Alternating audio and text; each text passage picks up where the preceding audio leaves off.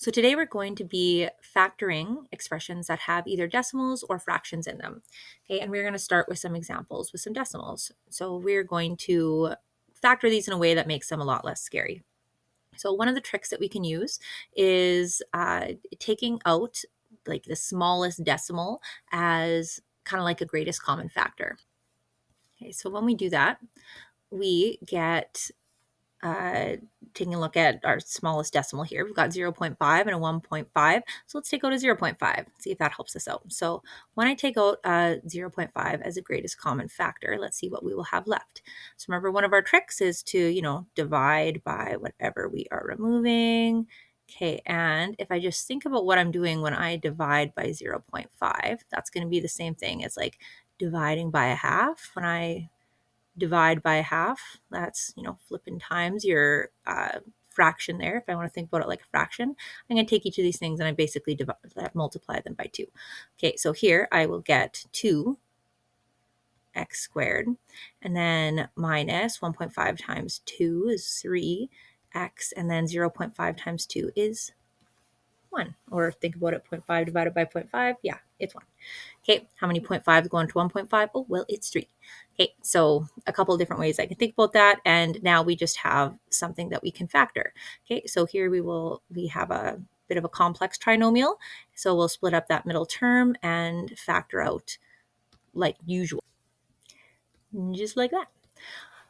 All right, so let's try that again. So here, another more decimals. Our smallest decimal is this negative 0.625, so let's bring that guy out and seeing what we have left. So remember, if it looks a little bit weird, whenever we take out a GCF, we are just dividing by whatever that GCF is. So I'm taking each term, dividing by that. Feel free, just do it in your calculator, I don't care. And taking each of those, dividing by negative 0.625. So this first one will just be a 1x squared, and doing the rest. So this one ends up looking really nice. So this is just a simple trinomial.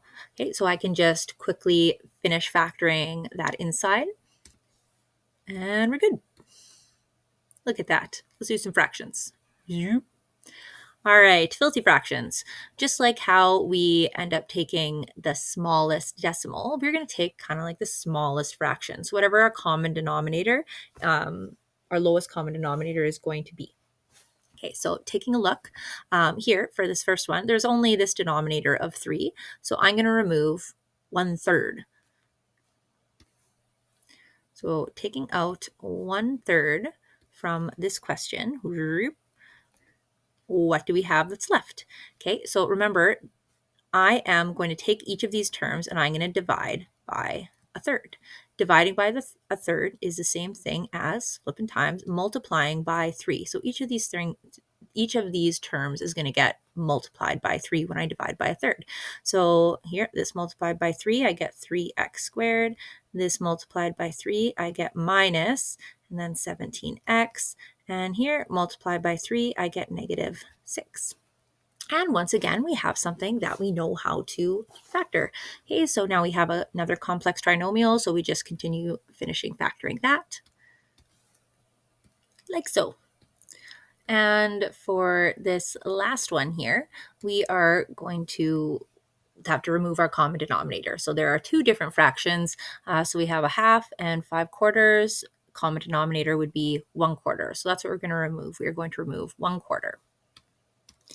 And remember, when we are removing a quarter, what we're doing every time is we are going to be dividing each of these terms by a quarter, which is the same thing as multiplying each of them by 4. Okay, so when I multiply by 4 here, these reduce. This will be a 2. Multiply by 4, just get that 5. Multiply by 4, that is going to be 12. And once again, we have something that looks nice. So we're just going to continue factoring that until it's done.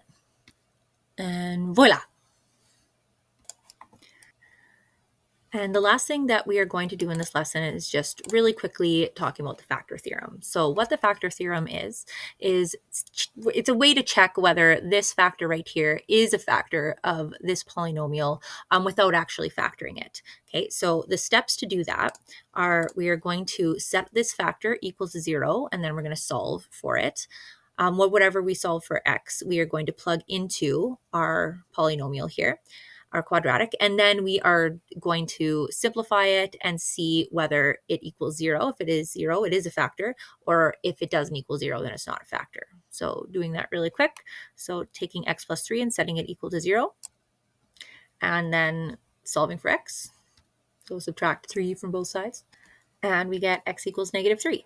So we are going to take that and we are going to substitute that in anytime we see an x.